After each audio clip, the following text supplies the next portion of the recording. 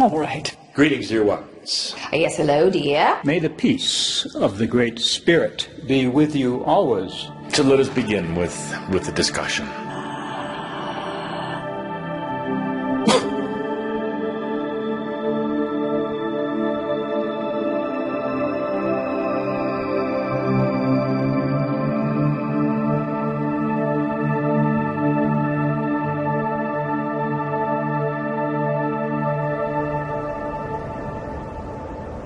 The first time I ever talked to Tobias was on an airplane in 1997, and I wasn't particularly spiritual or metaphysical.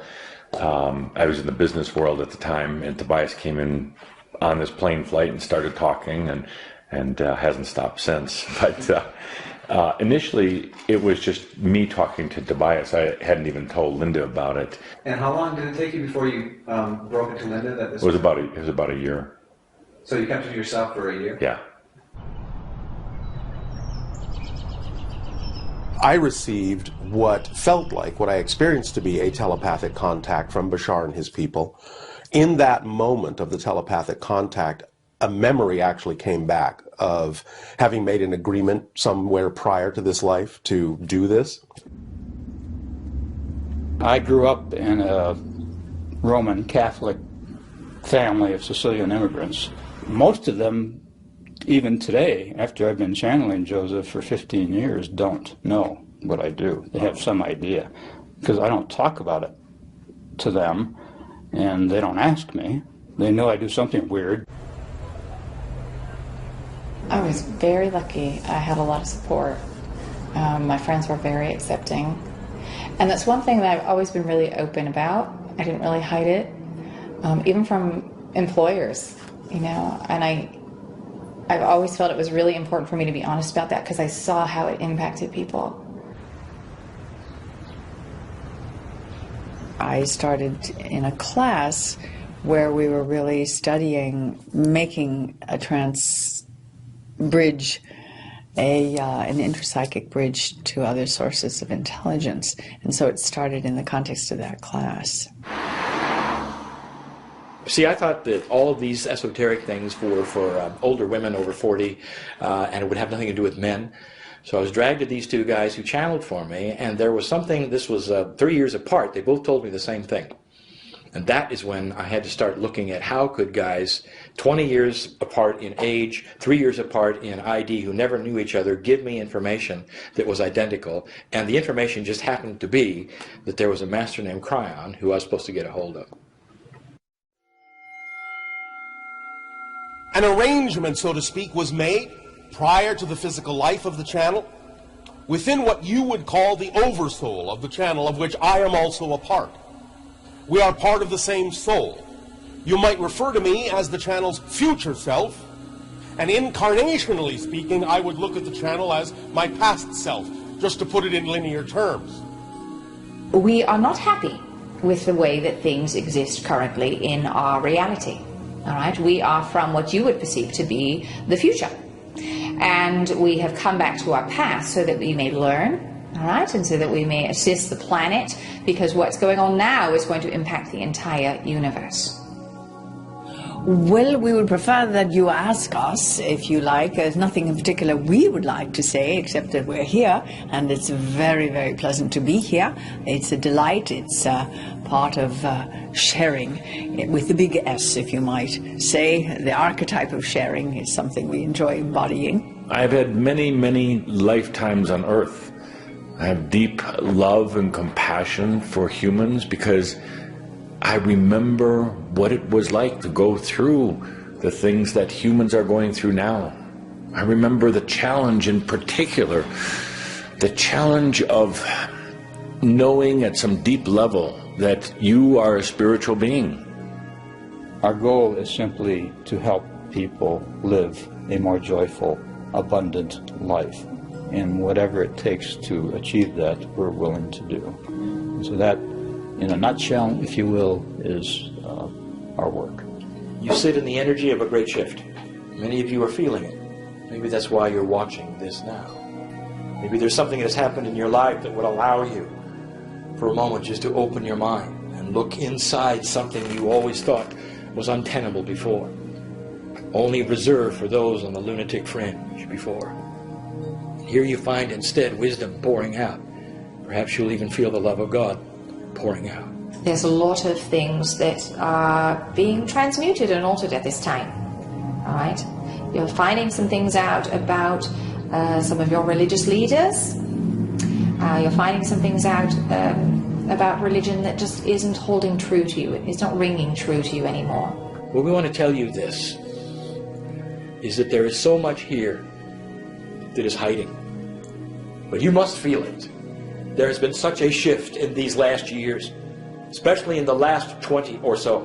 You're remembering who and what you are, and it doesn't need an intermediary. This changeover from the old religious system that so many of you are familiar with is difficult, very difficult, because it holds on tightly.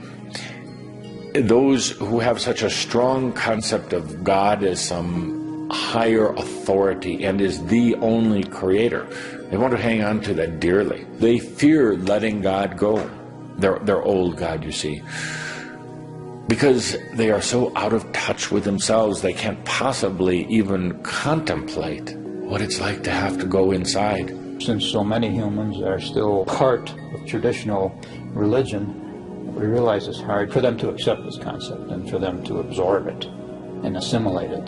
There are mavericks out there. There are those who are going outside of the grid. There are those who are taking huge leaps of consciousness within themselves. They're looking inside for the answers rather than letting somebody outside do it for them. They are breaking this pull, this type of magnetism from mass consciousness and going off on their own. How many aware people on the planet is it going to take that are able to put their awareness into their speech and into their actions before the collective consensus is affected? And that is yet to be determined. No one knows exactly when and how that'll happen. They are going to be the examples to other humans that you can cross the chasm of old consciousness to new, that you can integrate the human and the divine right here, right now. You don't have to wait till you die to do it. You don't have to wait till your next incarnation. You can do it right here. You will see within the next 10 and 20 years a change in verbiage as people are able to articulate more about self-responsibility. You're already seeing that.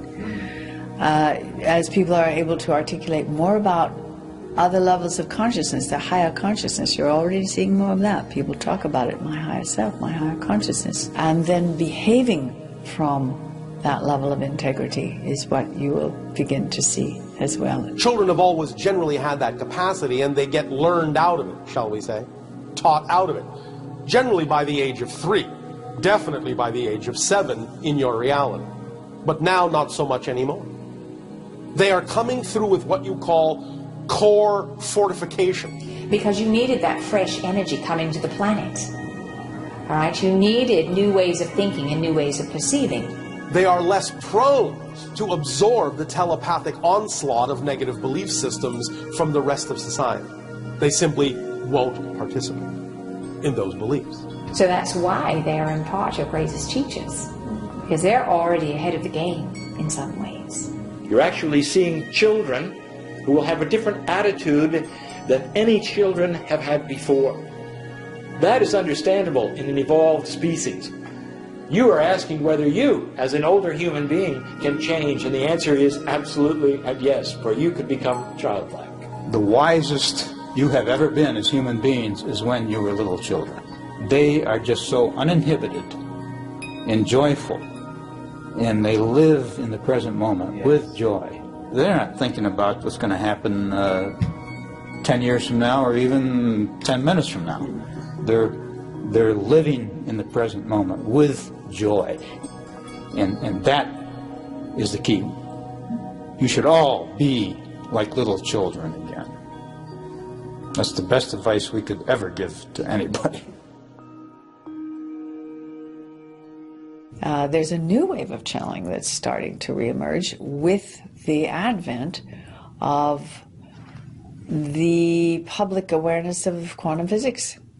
Not that everyone is a quantum physicist, but that has opened people up to realizing that consciousness is so far beyond us and we can align with non-physical consciousness. I receive these blocks of energy, and I can receive a block in half a second, and it'll take me 15, 20, 30 minutes to put it into words. I have found over the years it gets clearer and clearer. There was a time when my channeling, the kind of channeling I do, was very different. I used to get information, wait, and regurgitate it.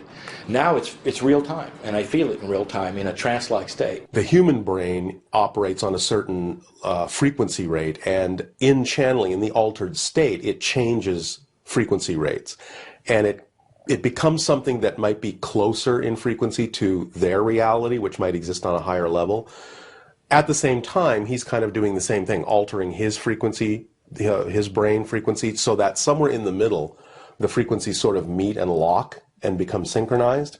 And so what you're kind of getting in a channeling, as I understand it, is he's not really speaking a language, he's just sending thoughts. It's getting translated through my body into the language I was raised to understand, which in this case is English. The changes in my life have been such an astonishing difference between who I used to be, my personality. Let me tell you, I didn't used to like groups, I didn't like people. I chose to be an engineer in a sound booth, so I would not have to deal with people. It's a good call. I can push a button and hear them or not, and then release it or hear them or not. I had full control over my social life. I liked one person at a time, usually a woman. And so that would be my life. I was not a well-read. I was not an orator. I wasn't an in front of the camera guy. No, it isn't me. I know that it isn't me, and I am doing my best to be a purest vessel as I can for what it is. It's the most comfortable thing I've ever done in my life. Now that I've gotten used to it, it took me about 10 years to get used to it, Right. but it's my life's work.